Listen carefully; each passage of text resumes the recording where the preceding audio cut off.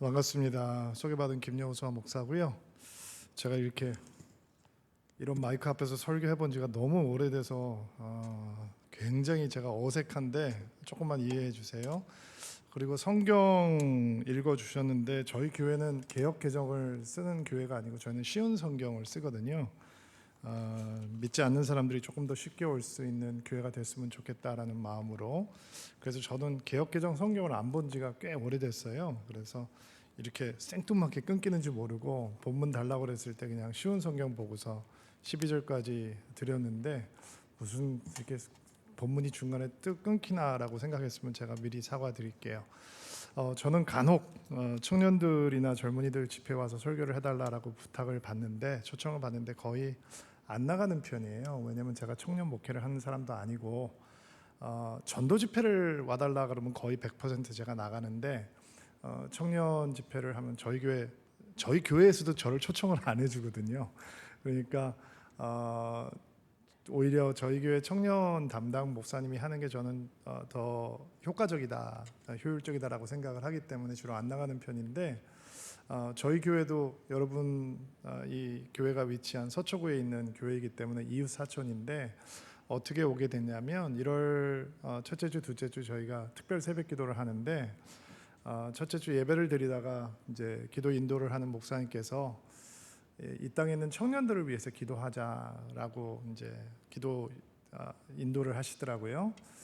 그날 아침에 제가 새벽기도 나오면서 오늘 우리 신판포 교회 목사님에게 제가 사실은 집회 나갈 수 없습니다라는 답을 해야 되겠다라고 마음을 먹고 이제 새벽기도를 드렸는데, 청년들을 위해서 기도하자라고 했는데 마음이 뜨거워졌어요. 뭐 이런 거 있잖아요. 이 기도하면 안 되는데 이런 마음 느낄 때가 있나요? 이 기도하면 이거 해야 되는데 이런 마음. 그래서 제가 이렇게 와 보니까 연령 제한이 있어요? 이 청년분은 없어요? 뭐 그냥 그 고등학교 졸업될 때부터 결혼할 때까지가 청년부예요, 목사님? 주로 대학생들. 그러니까 오래간만에 풋풋한 얼굴들만 보고 있어서 너무 좋아요. 먼저 이렇게 코로나 시기인데도 겨울 수련을 하겠다라고 마음을 먹으신 목사님 그 열정을 응원하고 축복하고, 또 현장이 사실은 교회가 회복이 안 됐잖아요.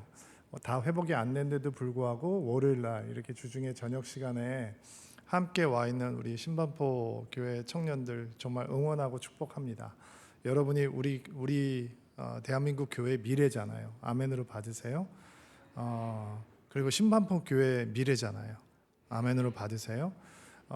그리고 여러분이 미랄처럼 심겨지면 30배, 60배, 100배, 최소한 30배니까 하나님의 말씀이 그렇게 우리 약속하니까, 여러분이 30배, 60배, 100배로 열매를 맺는다면 우리의 신앙의 선배들이 젊은이들을 통해서 이 땅에 그리스도의 푸른 계절이 오기를 기도했던 것처럼, 여러분들이 여러분을 통해서 하나님 다시 한번 대한민국 땅에 영적인 부흥이, 그리스도의 푸른 계절이 캠퍼스에 다시 한번 복음이 가득할 수 있도록 도와주십시오. 기도한다면 하나님께서 그 기도 응답하실 줄로 믿습니다. 아멘. 온라인으로 함께하는 분들에게도 동일한 은혜가 함께 하기를 바랍니다. 저희 교회에서는 설교 듣기 전에 이런 고백을 하거든요. 가슴에 손을 한번 이렇게 얹어 보시고요. 어색하지만 한번 강사가 하라는 대로 한번 해보세요. 저를 따라서 해주세요. 제가 먼저 고백할게, 선창할게. 여러분 따라해 주세요. 하나님은 나를 사랑하십니다. 나는 그 사랑 안에 있습니다. 하나님은 오늘 나에게 말씀하실 것입니다. 그 말씀에 능력이 있습니다. 그 말씀에 생명이 있습니다. 나의 마음을 하나님께 열겠습니다. 나의 생각을 예수님께 집중하겠습니다. 들은 만큼 변합니다. 들은 만큼 행복해집니다. 성경이라고 하는 책이 굉장히 정직한 책이에요. 대부분 위인들의 전기를 읽어보면 그 사람들의 업적을 굉장히 극대화하고 과장하고 미화하는 것들을 볼 수 있는데, 성경에는 믿음의 사람들의 이야기를 등장시키고 있는데 적나라하게 정직하죠. 예를 들면 아브라함이라고는 믿음의 선조가, 믿음의 조상이 너무 두려워서 자기 아내를 파라오에게 팔아먹었다. 그래서 부자가 됐다라고 하는 얘기를 그대로 적어 놓을 만큼 성경은 정직한 책이에요.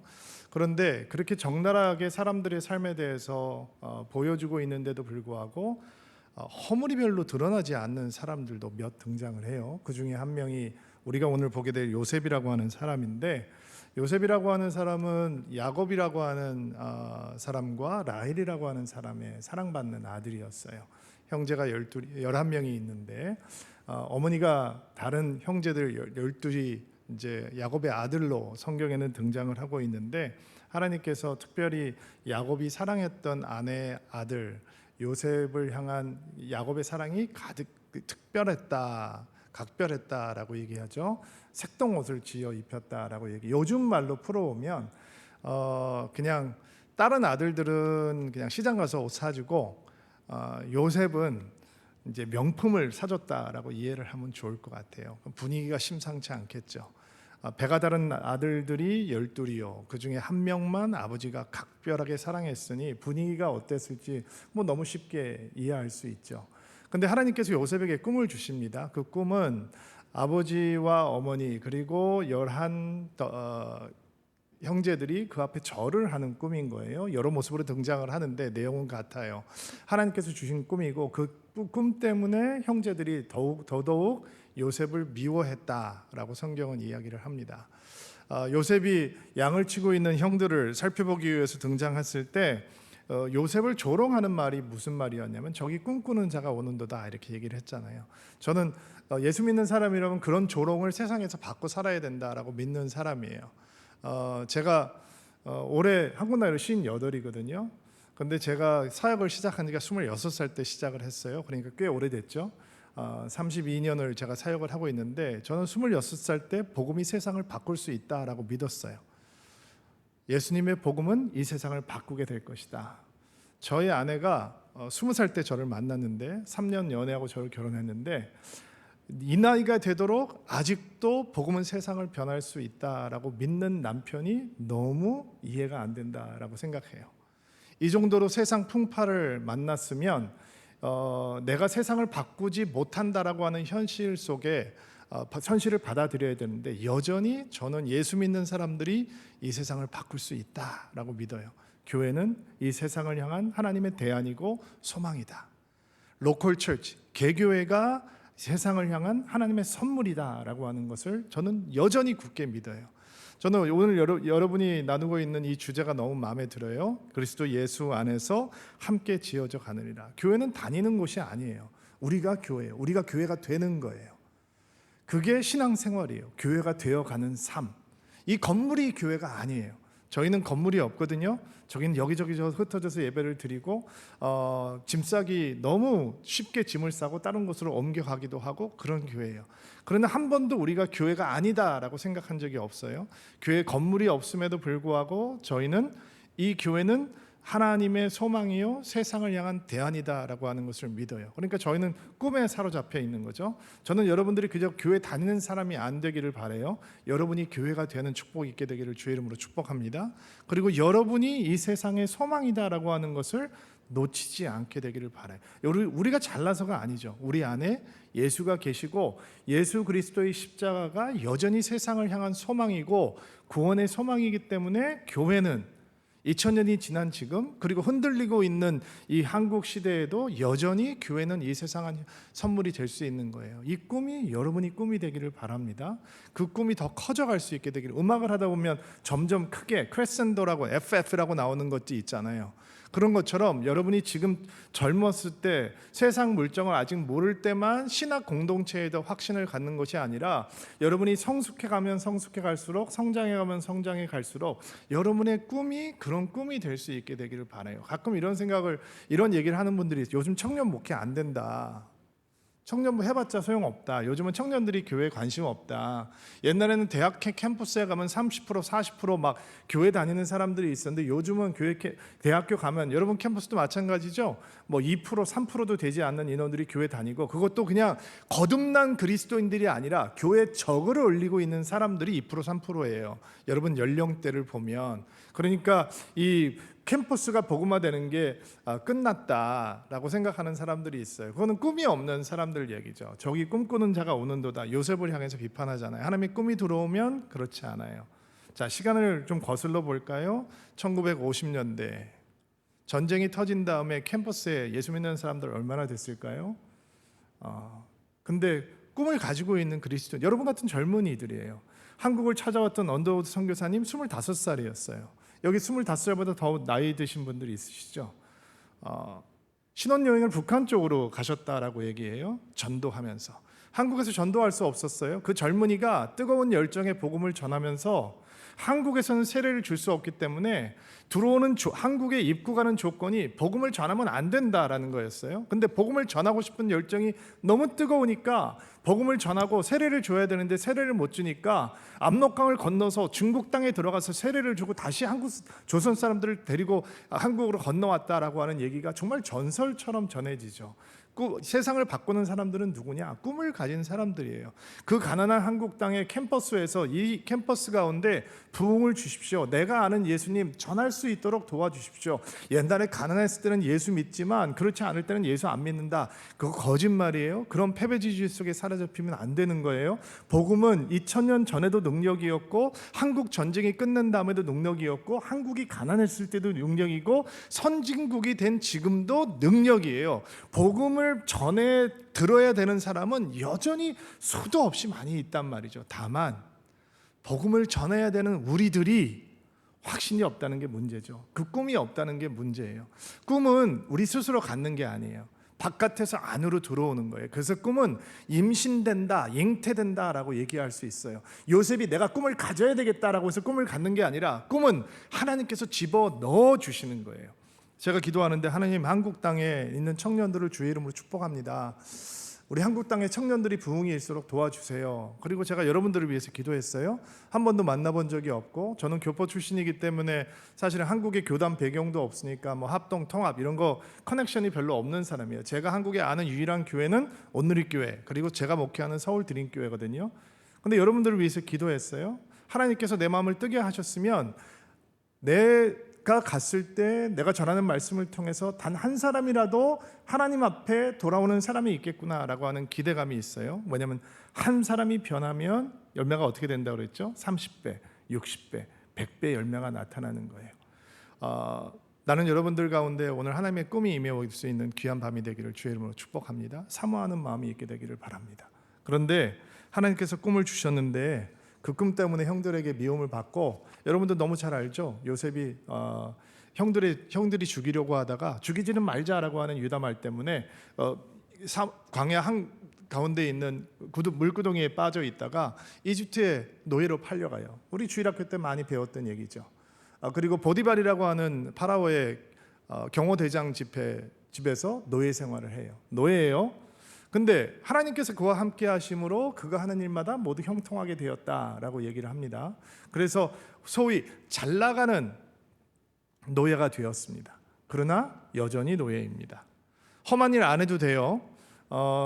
보디발이 뭐를 먹겠다라고 하는 메뉴를 선정하는 것 말고는 모든 거를 다 요셉에게 맡겼다라고 얘기를 했어요. 그러니까 편하게 살 수 있는 거예요. 노예 험한 일 하지 않고 살 수 있는 거예요. 근데 요셉이 17살 먹은 아주 용모가 중수한 청년이었기 때문에 보디발의 아내가 이제 유혹의 손길을 뻗기 시작합니다. 당시 노예라고 하는 것은 성착취의 대상이었죠.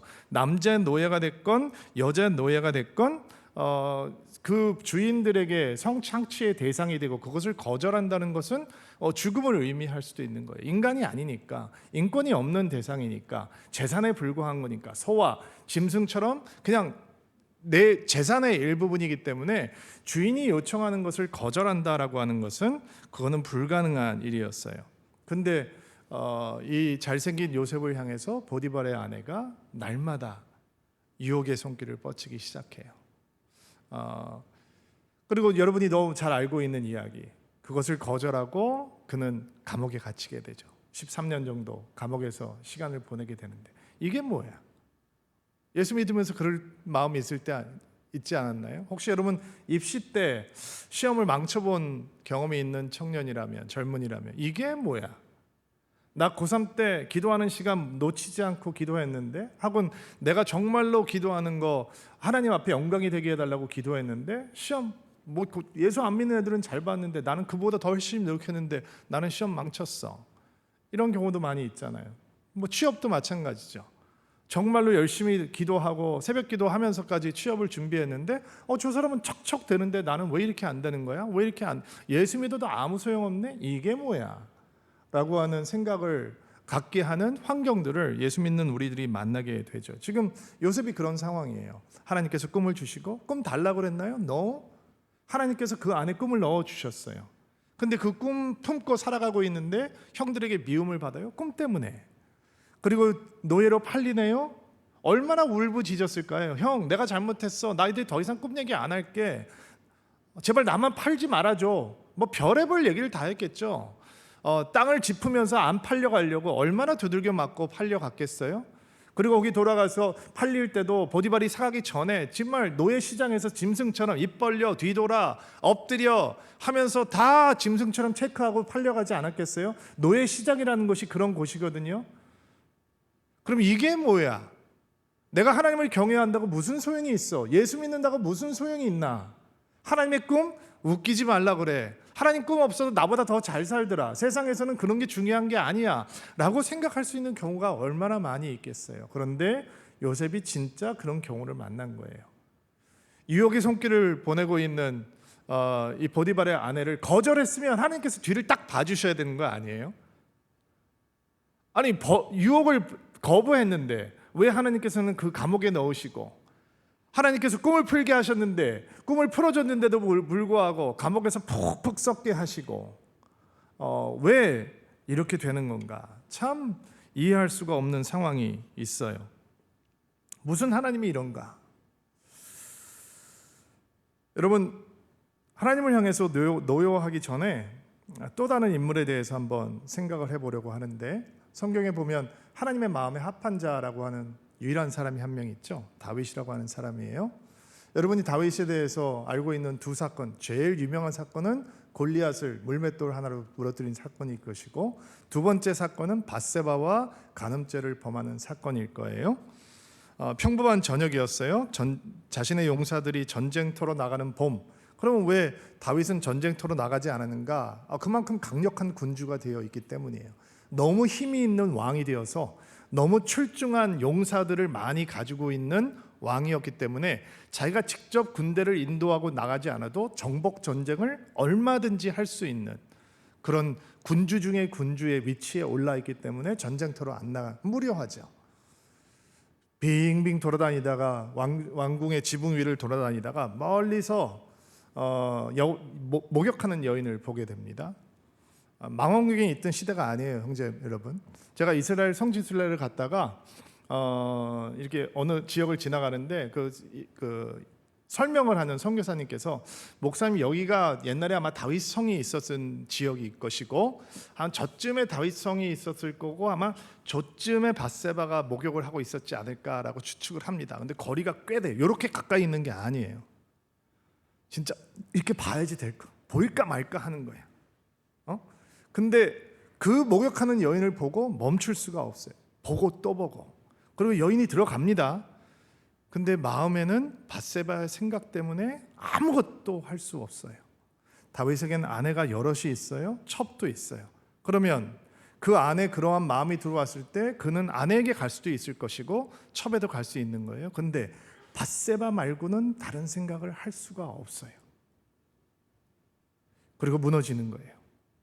저 여자가 어떤 여자인지 알아봐라 라고 했는데 너무 재미있는 얘기가 있어요. 엘리암의 딸 우리아의 아내 밧세바입니다. 이게 무슨 얘기냐? 하나님의 막으심이에요. 엘리암이라고 하는 사람은 다윗의 용사예요. 늙은 용사. 다윗을 위해서 평생 목숨을 바쳤던 사람이란 말이에요. 그러면 그의 딸이구나, 멈춰야죠. 우리아는 지금 현재 다윗의 용사예요. 전쟁터에 나가 있는 그의 용사. 나의 장군의 딸이 아내구나. 그러면 멈출 수 있어야 돼요. 근데 멈추지 못해요. 유혹이라는 게 그런 거예요. 정욕이라는 게 그런 거예요. 그 밧세바를 바라보고 저 사람을 갖지 않으면 안 되겠다라고 생각하는 순간 다윗은 멈추지 못하는 거예요. 그리고 아내가 여럿이 있는데도 불구하고, 첩이 여럿이 있는데도 불구하고 다윗은 간음이라고 하는 죄를 짓고 하나님 마음으로부터 멀어지게 되죠. 이게 정욕의 힘이에요. 자, 요셉의 이야기로 돌아갑시다. 요셉이는 17살의 젊은이에요. 혈기왕성한 젊은이에요. 여러분들도 17살을 거쳐본 사람들은 알죠. 혈기왕성해요. 근데 보디발의 아내가 날마다 유혹하는 거예요. 옷을 잡아 끌면서 벗기면서 유혹을 하는 거. 이거 벗어나기 쉬운 유혹이 아니에요. 신앙이 깊지 않았다면 이렇게도 생각할 수 있지 않을까요? 내가 하나님을 사랑하니까 하나님께서 이런 복까지 더불어 주시네. 이게 웬 떡이야? 이게 누가 알겠어? 노예들은 입건법 못할 것이고 보디발은 뭐 자기 먹을 거 말고는 챙기지 않고, 아니 내가 뭐 유혹하는 것도 아니고 나한테 부탁을 하는 거면 이거 뭐 일석이조 일타 뭐 쌍피 뭐 이런 거 있잖아요. 이게 뭐 복이 줄줄이 고구마 넝쿨처럼 따라 들어오네, 이렇게 생각할 수도 있는 상황이에요. 근데 그는 그 유혹을 물리쳤을 뿐만 아니라 함께 그와 있으려고도 하지 않고 그의 옷을 벗기려고 하자 옷을 벗겨놓은 채로 도망 나가죠. 그 결과 그는 성폭행범으로 감옥에 갇히게 돼요. 여러분 잠시 한번 생각해 보세요. 사단이 젊은이들을 무너뜨리는 가장 파워풀한 툴이 뭘 것 같아요? 믿음의 사람들이 하나님의 축복으로부터 멀어지는 방법들이, 길들이 몇 개가 있는데 그 중에 가장 파워풀한 도구가 뭐가 있을까요? 성이 아닐까요? 섹스가 아닐까요? 세상에서 가장 파워풀한 마케팅 툴, 그게 성이다라고 얘기해요.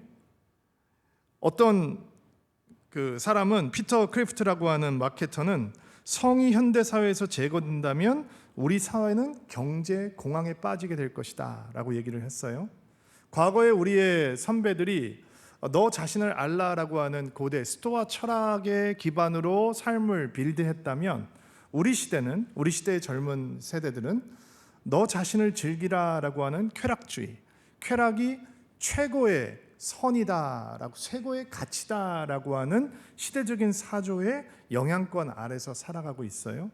우리가 살고 있는 서울, 세계적인 대도시답게 거침없는 감각의 해방, 그리고 욕망의 자유를 만끽하는 곳이 되었어요.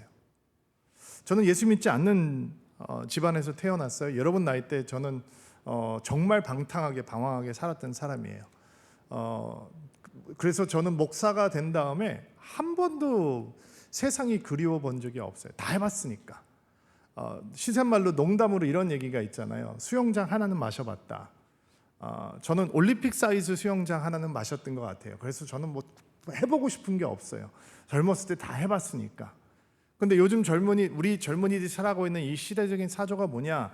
오직 한 가지 가치, 마음껏 즐기고 마음껏 네가 하고 싶은 대로 하고 살아라. 왜 공부 열심히 해야 되는가? 좋은 대학 가기 위해서. 왜 좋은 대학 가야 되는가? 좋은 직업 얻기 위해서. 왜 좋은 직업을 얻어야 되는가? 왜 돈을 많이 벌고 설국하고 출세해야 되는가? 내가 하고 싶은 거 다 하고 싶어서. 하나님의 영광이란 무엇인가? 하나님의 축복이란 무엇인가? 내가 하고 싶은 것 다 하는 것. 예수의 십자가는 내가 하고 싶은 것을 다 할 수 있는 발판. 하나님의 은혜는 내가 하고 싶은 것을 다 할 수 있는 것을 갖게 하기 위한 통로 정도로밖에 느끼지 않는 거예요. 그런데 하나님께서는 우리에게 우리가 즐기고 가질 수 있는 것보다 더 큰 미션을 주시는 거예요. 꿈을 주시는 거예요. 하나님의 뜻이 우리를 통해서 이루어질 수 있고 하나님의 영광이 우리 가운데 이루어질 있고 내가 내 삶을 주님 앞에 드릴 수 있고 그 드림으로 인해서 하나님께서 놀라운 영광의 역사를 시작하실 수 있다라고 하는 것이 하나님께서 우리에게 주시는 메시지죠. 제가 예전에 오늘의 교회 있을 때 열린 새신자 예배, 처음 교회를 오는 사람들이 참석하는 예배를에서 설교하는 목사였는데 Jesus and the City라고 하는 시리즈를 진행을 하면서 보구와 형수라고 하는 타이틀로 설교를 할 때였어요. 타이틀이 기가 막히죠. 보구와 향수. 그리고 제가 CGN TV 촬영팀들하고 새벽 1시부터 바깥에 나가서 이제 환락의 거리들을 촬영하고 다니기 시작했어요. 새벽 2시, 3시인가에 클럽 앞에 갔는데 인산인해를 이루고 있는 거예요. 여러분 같이 젊은이들이 이제 거기 가서 인터뷰를 하기도, 여기 왜 이렇게 시간 기다리고 있습니까? 왜 잠 안 자고 깨 있습니까?부터 시작해서 외국 사람들도 많고 다 뭐 술에 취해 있고 어떤 사람들은 마약에 취해 있는 거예요. 근데 저보고 이제 사람들을 인터뷰를 하고 있는데 어떤 사람이 저한테 목사님, 여호서 목사님 이렇게 부르는 거예요. 보니까 평소에 내가 알고 있던 사람이에요. 어떻게 목사님 여기 오셨어요? 취재 나왔습니다. 들어가시려고요? 지금 여기서 줄 서서 못 들어가세요. 제가 커넥션이 있으니까 제가 데리고 모시고 들어갈게요. 들어가시죠. 내가 다른 일행이 있어서 못 들어가는 게 너무 안타까워. 들어가서 부비부비 하는 걸 보여줬어야 되는데, 그날 취재를 하면서 어디를 취재를 했냐면 그 모텔촌에 흐느적거리는 사람들이 들어가고 있는 모습, 이 회폐업소에 술 취한 사람들이 삐끼들을 통해서 들어가고 있는 모습을 보이면서 우리가 살고 있는 도시가 바로 이런 도시다라고 하는 것들을 그대로 적나라하게 보여주었어요. 제가 지금 아마 여기다가 여러분들이 많이 쓰는 포털 사이트를 올리고 신문 볼 수 있는 뉴스 사이트를 올려놓고 뭐 어떤 일간지 이런 것들을 올려놓으면 아마 지금 우리가 이렇게 푸근한 모습으로 보기 어려운 아주 민망한 사진들로 도배되어 있는 이 메이저 일간지들, 언론사들의 그림을 보게 될 거예요. 저는 가끔 이런 생각을 할 때가 있어요. 처음에는 제가 제 컴퓨터를 사람들이 볼 수 있는 방향으로 돌려놨었거든요, 화면을. 근데 가끔 제가 신문을 볼 때가 있는데, 신문 기사를 볼 때가 있는데 들어왔을 때 내가 오해를 받겠더라고. 신문 기사에 나와 있는 사진들이나 이런 것들이 너무 노출이 심한 사진이나 자극서진 많이 있기 때문에 혹시 내가 우리 교회를 섬기는 간사님들이나 목사님들한테 여호서 목사 진짜 중독자라고 할 정도로 오해를 받을까 싶어서 컴퓨터 스크린을 제가 우리 지금 얘기가 통하고 있나요? 통하고 있어요? 제가 그래서 언론사를 이제 대표하고 있는 대표한테 예수 믿는 분이니까 이렇게 얘기했어요. 형제님, 형제님 언론사가 이거 당신 예수 믿는 사람인데 이거 문제 있는 거 아니냐 보여주면서 이거 봐라. 내가 이거를 보다가 내 비서 간사한테 들키면 나 이상한 사람 된다. 그럼 당신이 예수 믿는 사람인데 이거 바꿔야 되지 않느냐. 그러니까 그분이 뭐라고 얘기를 하냐면, 목사님, 사람들을 우리 언론사 사이트로 끌고 들어오려면 이렇게 안 하면 아무도 안 옵니다. 이게 한국 사회예요. 온 나라가 음란해졌어요. 온 나라가 사단의 놀이 속에 빠져버렸어요. 2016년 국내 성매매 산업의 규모가 24조였어요. 재팬타임스와 뉴스위크의 보도에 따르면 1인당 포르노 산업 지출 규모 1위는 대한민국이에요. 1인당 527달러를 포르노를 보기 위해서 한국 국민들이 쓰고 있다는 거예요. 2위는 일본이에요. 157달러. 상대가 안 되죠. 한국 남성의 57.6%는 한 번 이상 성매매를 해본 적이 있다라고 답을 했다고 해요. 2015년 통계인데 인구당 성매매 비율 세계 2위는 대한민국이에요. 2015년 통계 가운데 가임 여성, 임신이 가능한 여성 가운데 성매매업에 종사하는 숫자를 보면 가임 여성 9명 중 1명, 심하게 통계를 본다면 6명 중 1명은 성매매업에 종사하고 있다라고 하는 통계가 있어요.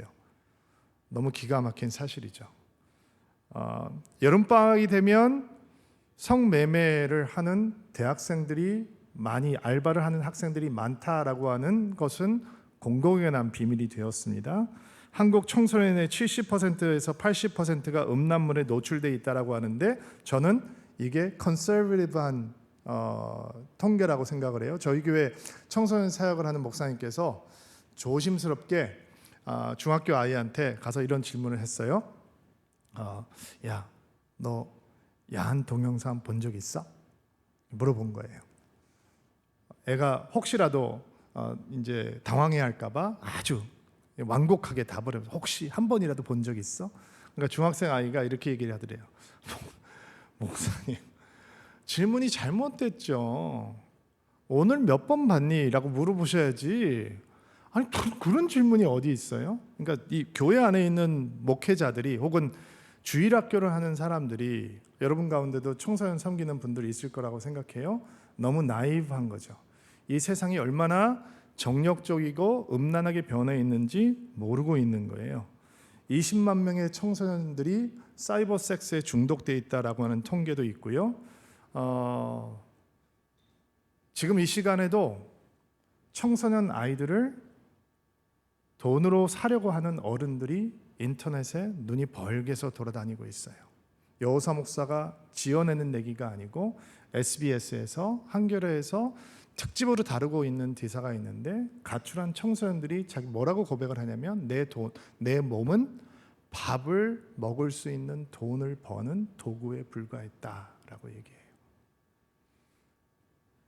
어른들이 나쁘죠. 어른들이 너무너무 나쁜 거예요. 왜 이렇게 돼버렸느냐? 여러분 얼마 전에 우리 사회를 충격에 빠뜨렸던 엠번방 사건을 기억하시죠? 주범이 25살이었어요. 세계에서 가장 큰 아동 음란물 사이트를 운영했던 손정호라는 사람도 20대 초반이었어요. 1년 반 먹었어요.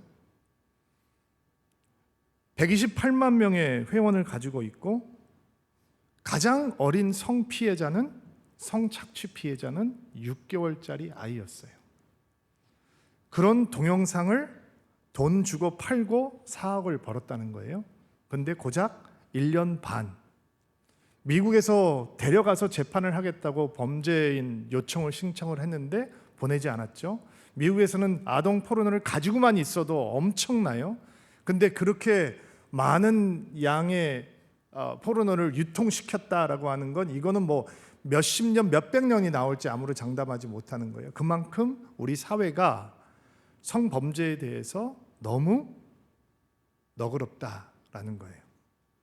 삐뚤어진 성이 우리 사회를 파괴하고 있어요. 가상현실, 메타버스, 그리고 뭐 이런 virtual reality 이런 것들 있잖아요. 가장 관심이 높은 산업군이 어딘가? 포르노 산업이에요. 포르노 산업의 규모가 얼마나 세계적으로 큰가? 미국 시장을 보면 ABC, MBC, CBS, Fox TV 이게 전부 다 메이저 채널들이에요. 그거를 합친 규모보다 포르노 사이트가 더 커요. 프로야구, 프로농구, 프로미식 축구의 매출보다 이 포르노 매출이 더 크고 락 뮤직, 재즈, 클래식, 컨트리 뮤직의 규모보다 포르노 사업 규모가 커요. 그러니까 sex.com이 가장 비싼 사이트로 팔리는 거예요. 이게 우리가 만나고 있는 세상이에요. 성적 방종이 울타리가 무너져 버린 거예요. 미국에서는 동성애가 이미 합법화가 되었죠. 우리나라도 그런 이 요구 때문에 언젠가는 무너지고 넘어가게 될 거예요. 막을 수 있는 방법이 없으니까.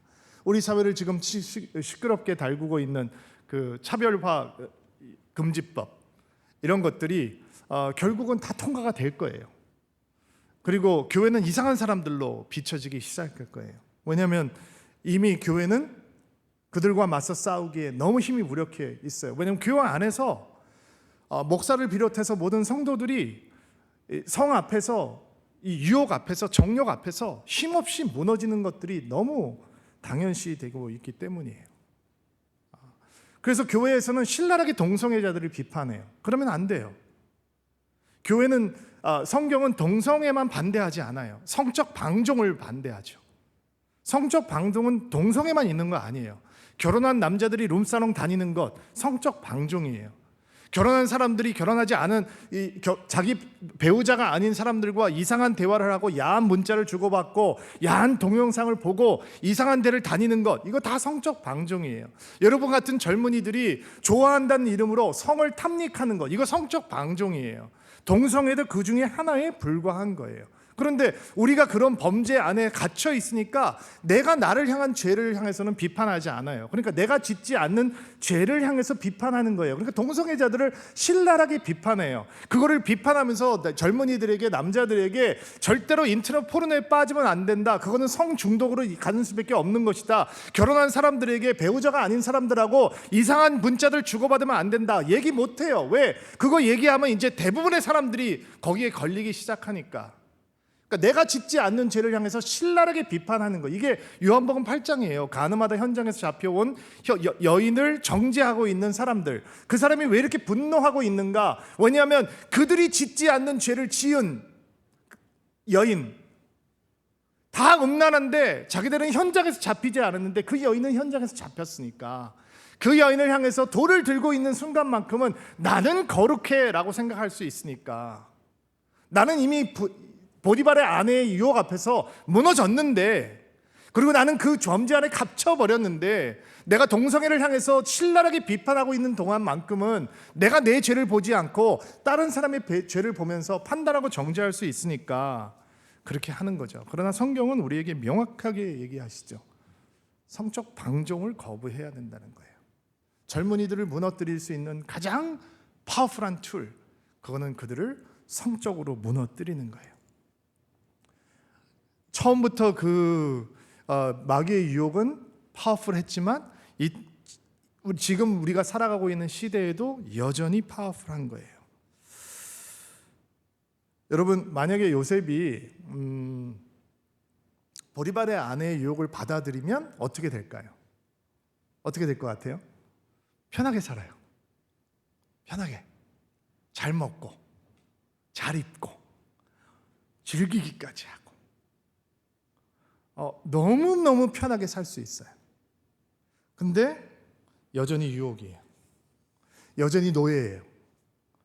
아무리 잘 먹고 잘 입고 즐기고 있지만 보디발의 아내의 유혹을 받아들이는 순간 요셉은 노예의 신분을 벗어날 수가 없는 거예요. 하나님께서 꿈을 주셨다고 그랬죠. 그 꿈은 뭐냐? 가나안 땅에 큰 기근이 임해올 텐데 사람들이 죽어갈 수밖에 없는 기근이 임해오는데 이스라엘의 후손들, 그러니까 아브라함의, 이삭의, 야곱의 후손들 70명이 이집트로 와서 거기에서 거대한 민족이 되는 인큐베이션이 이루어져야 되는데, 그 인큐베이션이 이루어지려면 요셉이 노예면 안 돼요. 총리 대신이 돼야 되는 거예요. 총리 대신이 되려고 그러면 보디발의 아내의 유혹을 덜컥 물면 안 되는 거예요. 그걸 거부해야 되는 거예요. 거부하면 어떻게 되느냐? 감옥에 떨어져요. 고난이라고 하는 곳에 떨어져요. 여러분들께서 지금 여호사 목사가 얘기하는 대로 만약에 보디발의 아내의 세상의 정욕의 음란의 이 유혹을 거부하면 어떻게 되느냐? 여러분, 왕따 당해요.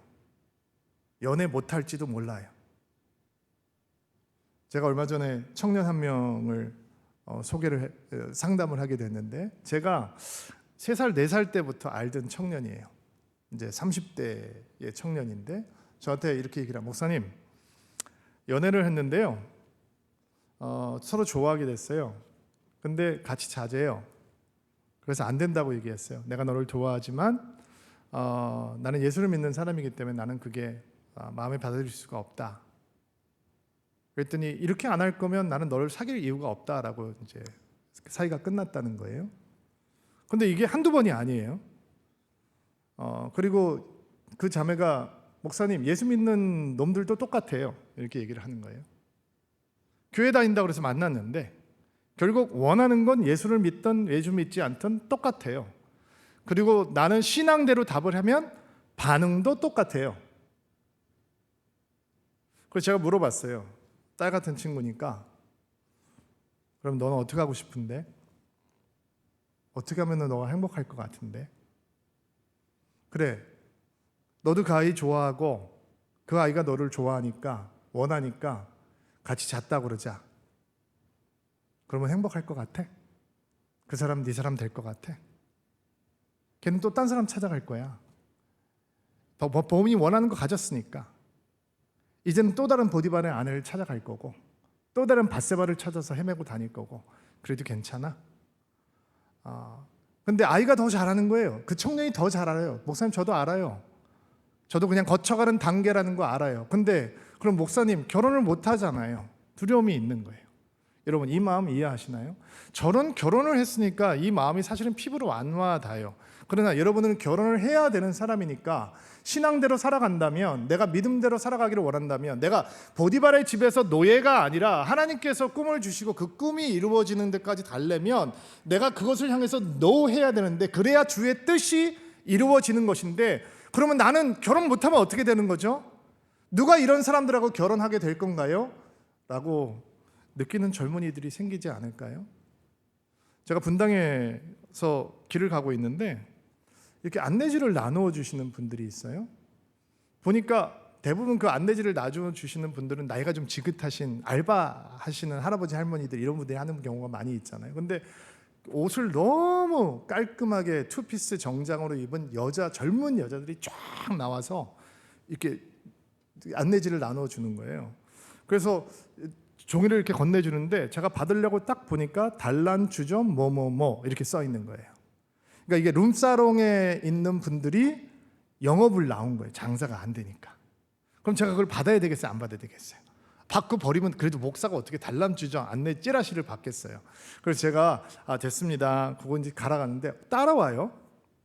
근데 제가 청소년 때 미국을 가서 이 한국에서 이 얘기를, 제가 어렸을 때는 이 여자들이 남자 그 나이 많은 사람들을 향해서 형이라고 부르던 시대에 제가 고등학교 대학생을 다녔거든요. 그러니까 저는 자라면서 오빠라는 얘기를 한 번도 들어본 적이 없어요. 그리고 미국 가서 이제 영어하면서 사니까 오빠라는 얘기를 들을 데가 없죠. 근데 제가 이 여자분이 저를 따라오면서 이렇게 부르는 거예요. 저를. 제 발걸음이 멈췄어요.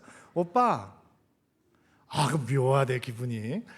오빠. 그러니까 잠깐 멈췄어요. 그러니 저한테 와서 꼭 한번 놀러 오세요라고 하면서 너무 이렇게 예쁘게 웃으면서 저한테 그 찌라시를 주는 거예요. 그래서 제가 이렇게 얘기했어요. 내가 내 정체를 밝히면 이 사람이 굉장히 민망하게 될 것이다. 왜냐면 제가 어쨌든 성직자잖아요. 제가 로만 칼라를 입고 있지 않지만 제가 성직자니까, 클러지니까 내가 목사라고 밝히면 이 사람이 너무 미안해서 무안해서 술집에 놀러 오라고 그런 게 오히려 자기가 민망해서 떨어질 거다라고 생각하고 제가 목사입니다 이렇게 얘기를 했어요.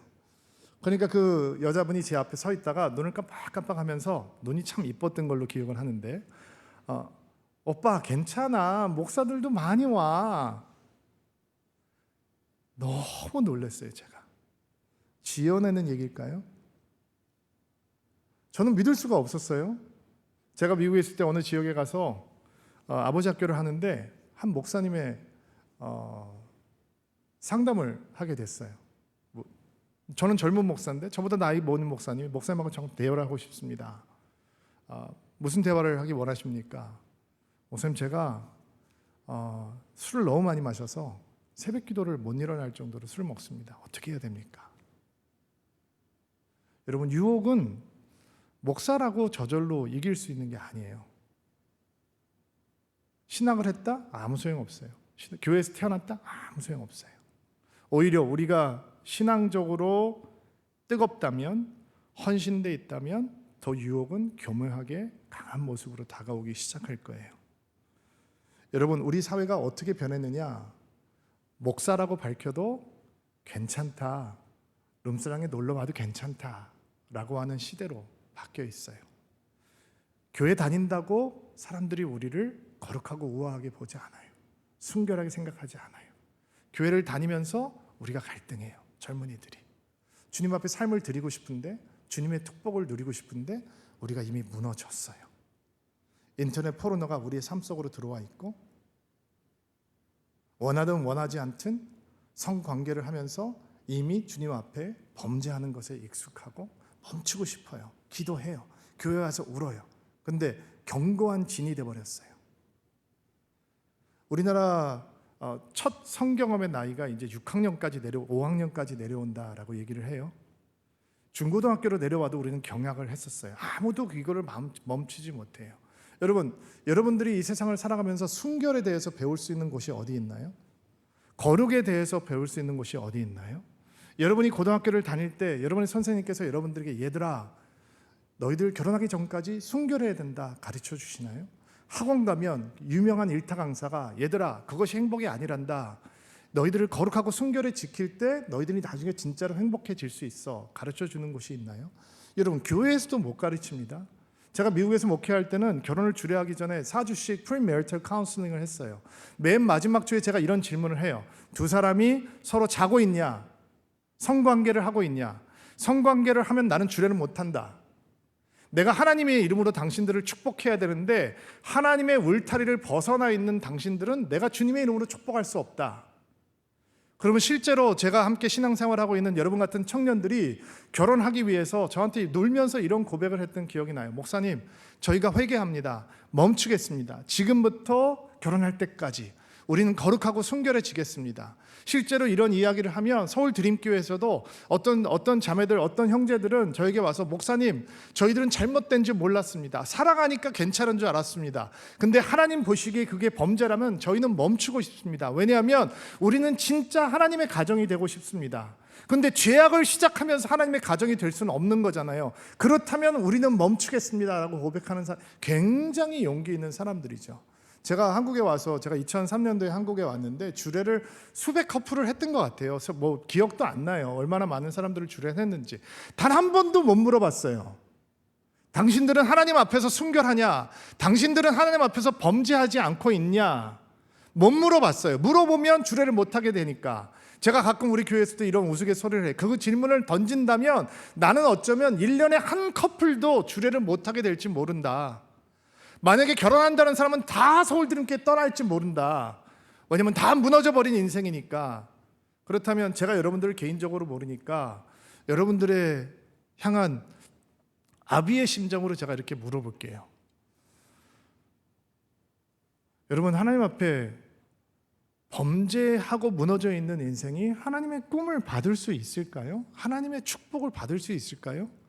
여러분이 울부짖다고 기도한다고 그 기도가 응답될 수 있을까요? 어떤 사람들은 이렇게 얘기해요. 목사님, 제가 그래도 했는데 하나님께서 저 축복해 주셨어요.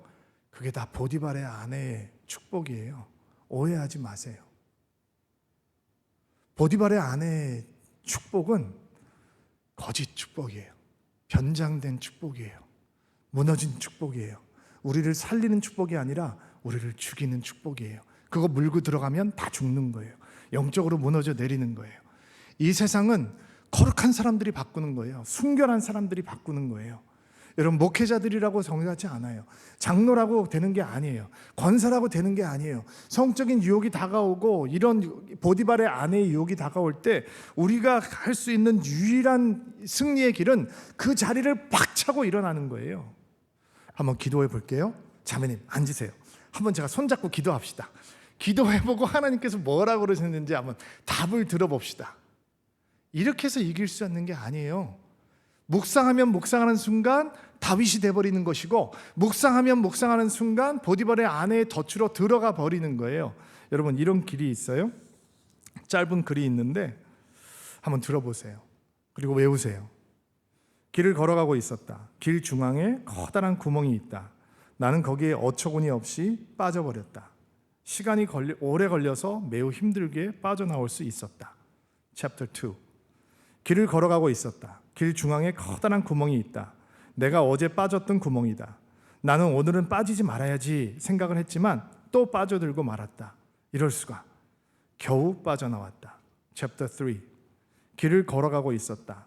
길 중앙에 커다란 구멍이 있다. 내가 2번이나 빠졌던 구멍이다. 이번엔 정말로 빠지지 말아야지 하는 순간 나는 또 빠지고 말았다. 이번에는 금방 빠져나올 수 있었다.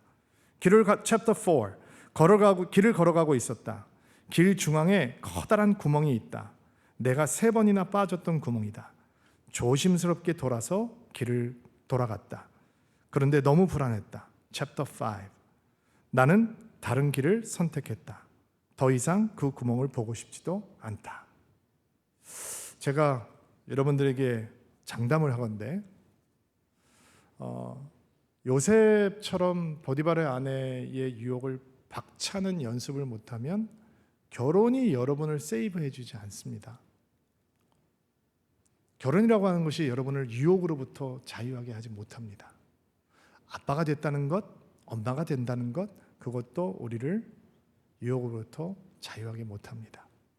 하나님의 축복은 거룩한 사람에게 임해오는 것입니다. 순결한 사람에게 임해오는 것입니다. 목사님, 제가 그동안 죄를 잘 짓고 살았는데 축복 임했습니다. 대학 들어갔고요, 취업했고요. 근데 think about it. 생각해 보세요. 죄를 지면서도 그런 걸 누리고 있었다면 그거는 하나님이 주신 거 아닌 거라는 거예요. 그러면 죄를 거부할 때 하나님께서 주신 게 뭐가 있을 수 있지를 생각해 보세요. 여러분들이 죄 자리를 박차고 요셉이 되기를 선택할 때 하나님께서 우리에게 주실 수 있는 것이 뭐가 있을 수 있을까? 여러분 상상하고 상상하세요. 지금 당장 있는 유혹의 자리를 박차고 일하는 믿음의 사람들에게 하나님께서는 고난이라고 하는 것을 지나게 하시고 요셉을 총리 대신으로 만들어 주셨던 것처럼 정말 상상할 수 없는 축복의 자리가 기다리고 있다라고 하는 것을 생각해 보세요. 그리고 기대하세요. 소망하세요. 제가 청소년 사역을 하던 때가 있었어요. 제가 청소년 사역자였을 때 미국 워싱턴 DC에서 청소년들이 100만 명이 모였어요. 미국 전역에서 모여들었어요. 작은 팻말을 하나 가지고 제퍼슨 광장에 모였어요. 거기에 팻말에는 뭐라고 써 있냐면 진짜 사랑은 기다리는 것입니다. True love waits 써 있었어요. 무슨 집회냐면 순결 헌신 집회였어요.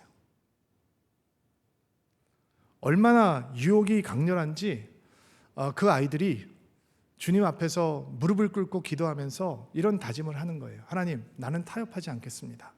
나는 하나님의 축복을 소망합니다. 그러려면 이 유혹을 끊어버려야 합니다. 어떤 여자아이들은 눈물을 흘리면서 이렇게 자기 자신을 주님 앞에 드리는 걸 리사이클 동정녀라는 거예요. 회개한 동정녀. 다시는 안 하겠다. 다시는 범죄 안에 저는 기억하는 게 100만 명의 청소년들이 망치로 떡떡떡떡 두들기면서 그것을 땅에다 받는 소리가 기억이 나요. 저는 정말 눈물을 많이 흘렸던 것 같아요. 왜냐면 내가 데리고 왔던 아이들이 있거든요. 그리고 내가 내 아이들을 알잖아요. 여러분, 제가 이런 목사니까 제가 대학부 사역을 할 때는 밤 1시에 전화가 와요. 목사님, 아무개가 지금 아무개하고 같이 있어요. 이르는 거예요.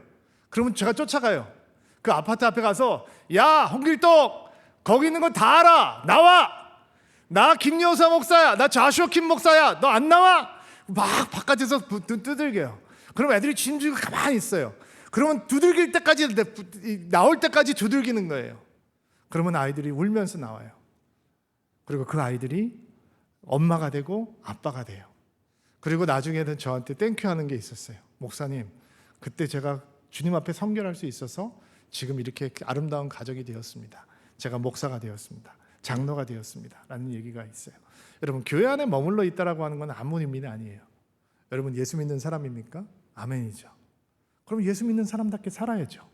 예수 믿는 사람답게 살아가려면 여러분들에게 다가오는 이 유혹이 물러설 수 있어야 돼요. 물리칠 수 있어야 돼요. 성령이 뭐라고 우리에게 도전하는지 들어보세요. 음행과 온갖 더러운 것과 탐욕은 너희 중에 그 이름조차 부르지 말라.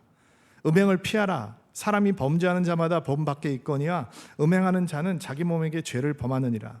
너희 것을 정령이 알거니와 음행하는 자나 더러운 자나 탐하는 자 곧 우상 숭배자는 다 그리스도와 하나님 나라의 기업을 얻지 못하리니 땅에 있는 지체를 죽이라. 음란과 부정과 사욕과 악한 정욕과 탐심이니 탐심은 우상 숭배니라. 하나님의 뜻은 이것이니 너희의 거룩함이라. 음란을 버리라. 여러분, 축복받는 길 가르쳐 드릴게요. 여러분에게 다가오는 육신의 정욕, 음란의 정욕, 보디발의 아내의 변장된 축복을 예수님의 이름으로 거절하세요. 그러면 세상은 여러분을 위해서 비웃을 줄 몰라요. 그러나 하나님께서는 여러분을 축복하실 거예요. 자, 우리 형제님들을 위해서 제가 도전할게요. 인터넷 포르노 중독이라면 십자가의 능력으로 끊어버리세요. 아무도 아멘 안 하네. 저는 포르노 잡지를 수집하던 사람이에요. 20대 때. 그때는 인터넷이 없었어요. 그래서 그런 거를 사려면 마스크 쓰고 모자 쓰고 창피하니까 들어갔어요. 근데 지금은 교회 사무실에서도 원하면 다 볼 수 있어요. 자, 여러분, 누가 자유해요? 목사님, 저는 자유합니다. 얘기할 수 있는 사람이 있어요? 없죠. 그러면 여러분은 지금 이 순간에 십자가의 능력을 의지하고 끊어버려야 되겠다라고 얘기해요. 결혼이 여러분을 도와주지 못해요. 나이가 들어간다고 끊어지는 거 아니에요. 그거 끊어버리지 못하면 우리는 중독자가 되어버리는 거예요. 형제님들은 눈을 지키세요. 생각을 지키세요. 그러면 여러분들은 거룩하게 살아갈 수 있어요. 우리 자매님들을 주의 이름으로 축복합니다. 수많은 형제들을 만날 거예요. 내가 너를 사랑하기 때문에. No, true love라면 기다릴 수 있어야 돼요. 타협하지 마세요. 제가 어떤 목사님 설교를 들어보니까 자매들에게 얘기를 하면서 막 이렇게 서로 좋아하는 마음이 있으면 자꾸 만지고 싶고 스킨십 하고 싶고 안고 싶고 하잖아요. 근데 이렇게 입을 맞추다가 손이 이상한 데를 나오면 그 여자 목사님은 이렇게 말씀을 하시다고요. 야, 이 새끼야, 손 치워! 이렇게 얘기를 하라고 자매들을 가리키는 거예요. 저는 굉장히 훌륭한 목사다라고 생각을 했어요. 왜냐하면 이거는 연습이에요. 여러분들께서 예수님의 몸된 지체로 지어짐을 받으면서 이 젊은 나이에 내가 성적으로 순결하겠다라고 결정을 하지 못한다면 여러분은 진짜 축복으로부터는 멀어지게 될 거예요. 그러나 순결하겠다라고 결정하는 순간, 나는 거룩하겠다고 순결하는 순간 여러분은 상상도 못하게 될 하나님의 은총이 기다리고 있다라고 하는 것을 깨닫게 될 거예요. 이 말씀이 여기 있는 한 사람이라도 살리고 회복하는 은혜가 있게 되기를 주의 이름으로 축복합니다.